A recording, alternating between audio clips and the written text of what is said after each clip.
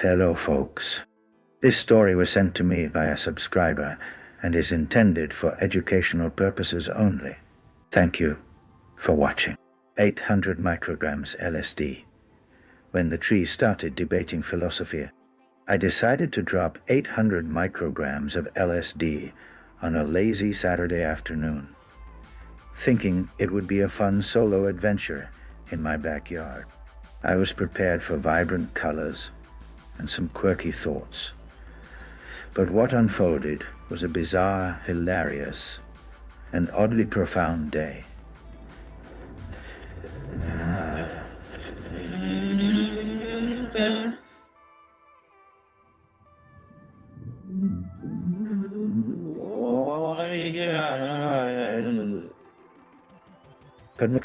About an hour in, I noticed the trees around me start to shimmer with a strange energy.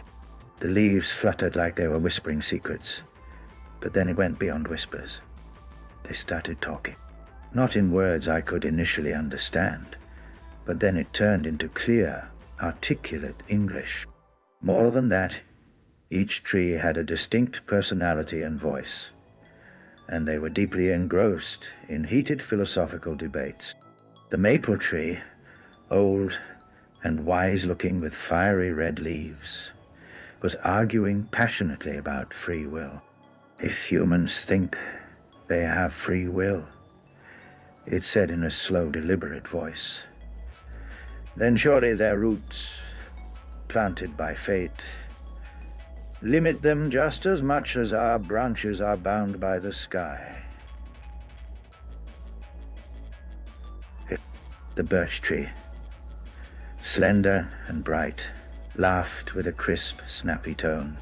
But it's the choices within those limits that define existence. Even a leaf can flutter whichever way it wants before it falls. He said, see. Nearby, an ancient oak with gnarled bark rumbled in a deep, resonant voice. Bah! It's all deterministic. The wind blows, the seasons turn. Everything is cause and effect. You cannot escape the pattern, even if you think you're dancing freely. Nah. I was sitting on the grass, utterly stunned, but oddly entertained. I blinked, rubbed my eyes, but they were still talking. I decided to join in the debate, though mostly to see if this was some kind of prank. So, what about consciousness? I asked the pine tree, which had a fresh, sharp smell and a calm demeanor. The pine rustled thoughtfully before replying. Consciousness is the forest itself waking up, feeling its own breath. Every creature, every leaf is a neuron in the grand brain. We are all part of the same thought. As if on cue, the grass beneath me twitched excitedly. It was a lively, nervous sort that seemed obsessed with ethics. If we are one,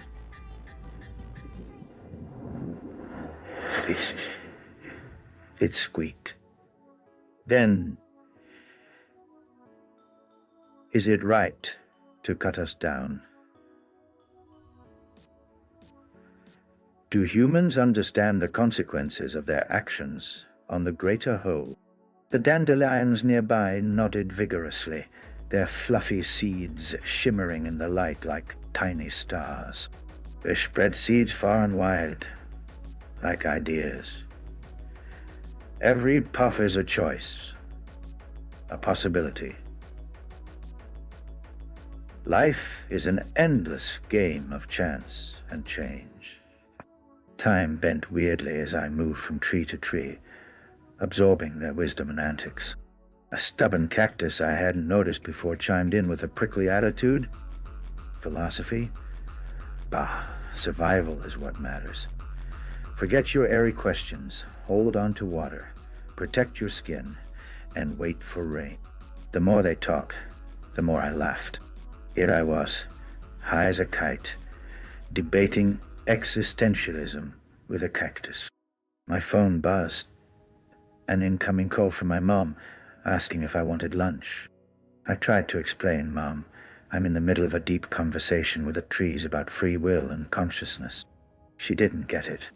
As the sun started to set, the sky turned into a swirling canvas of color that matched the fiery passion of the trees' debates.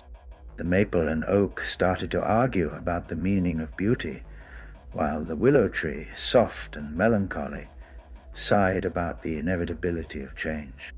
I lay back on the grass, feeling the earth pulse gently beneath me, as if the whole planet was breathing along with this secret council. The trees' voices softened, turning into a lullaby of rustling leaves and gentle wind. I felt deeply connected to something ancient and alive, and for once, human worries seemed silly and small. When the trip finally faded, the trees stopped talking and became, well, just trees again. But the echo of their debate stayed with me, reminding me to question, wonder, and maybe to listen a little more to the world around me.